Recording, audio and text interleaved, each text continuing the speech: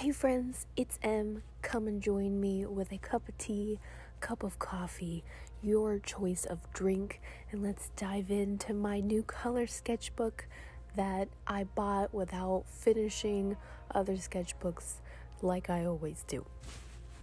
Is there anybody that actually fully finishes their sketchbook without starting another one or starting some other new projects? Maybe that's just me. I like to skip around a lot, and I started getting bored with black and white, so bought some new sketchbooks. I got some colored mechanical pencils that I found, which are really neat. They are Pilot Color NO mechanical pencils, and I actually tested them out in a separate video that's only on my TikTok. The link for my TikTok will be in the description. But yeah, and I paired them with some Pigma Micron fine liner pens in 0.1 and 0.05 sizes, pink and purple. By the way, comment down below, which do you think is better, pink and purple or blue and pink? Blue and pink is that nice cotton candy classic colors, but purple and pink really did it for me. I didn't have the blue that I wanted in these Pigma Microns, so I ended up using purple and pink. The Pilot mechanical pencils, I ended up using more of the pink than I did the purple because the pink on the Pigma Microns was more of a magenta color, so I used it as more of a shading element than an actual color that I wanted.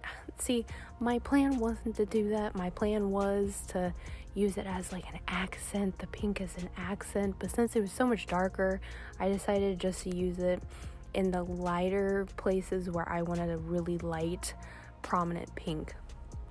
I highly recommend these Pilot Color NO mechanical pencils. The lead is super pigmented and soft. I had bought lead from, I don't know what company it was. I think it was just like standard lead. Maybe from Pentel. I think it was Pentel. And the lead was super hard. It wasn't blendable and it wasn't really pigmented. The color was super light. With these Pilot ones, I really enjoyed how the purple actually matched the purple of the Pigma Microns. So I used it as a lighter shading element after I put the line work down, and they layered pretty well.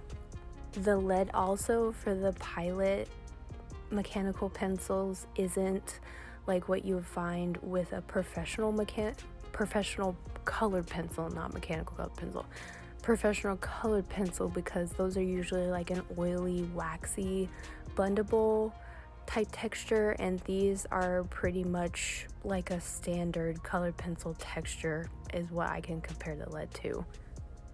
When I did get to the body of the dragon, I realized once I put the line work down and then colored over it, it would kind of dull the line work that I had. So to bring that more into the forefront, again, I went back over it after I put the colored pencil down. It was fine with the purple colored pencil, but when I tried to go over the pink colored pencil, I couldn't put as much of a layer of pigment down. Like, I guess that's what I'm trying to say, because the the pink fine liner would not stick if there was too much of a buildup of the pink pigment on the paper. And this is a heavyweight paper too, but for some reason the purple wasn't like that. So also, if you are really heavy-handed, this lead will break. It's typical mechanical pencil lead. It's not going to be like a sturdy type lead like you would get in the sizes above 0.7 lead, but it does break really easily. So if you are coloring a lot of big spaces like I was on the dragon body, it's gonna get annoying. The pink lead, I think this was my problem with the pink lead building up too much on the paper to where the pink Pigma Micron fine liner wouldn't stick. The pink lead was a little bit harder than the purple lead. It wasn't as soft.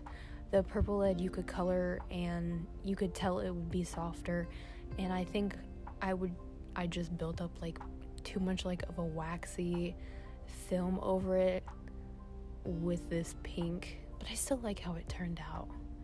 And those scales took me forever, but it turned out so good. I'm so happy with this. I loved dragons when I was a kid, like a tween, a blooming tween.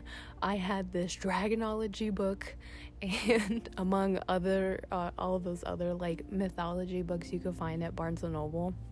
But I thought I was the coolest person to have this Dragonology book. And it had a whole bunch of different dragon species and their lore in there, and it had like these I really liked how the pages kind of like were interactive. They had like little envelopes or things you can like open on the paper that had like more information in there. It was just, I thought I was cool as shit, and thebomb.com. Also, if you like dragons, which do you prefer? European dragons or Asian-inspired dragons that don't have wings? I prefer the Asian-inspired dragons, which is how this came about, and I actually haven't drawn a dragon in many years as a personal project. So I was really proud about how this turned out and how it looks and the texture in it and everything. I'm happy it turned out great too, because it's a cover page. So you know how you did if you ever went to art class in like middle school or high school and they had personal like everyday sketchbooks.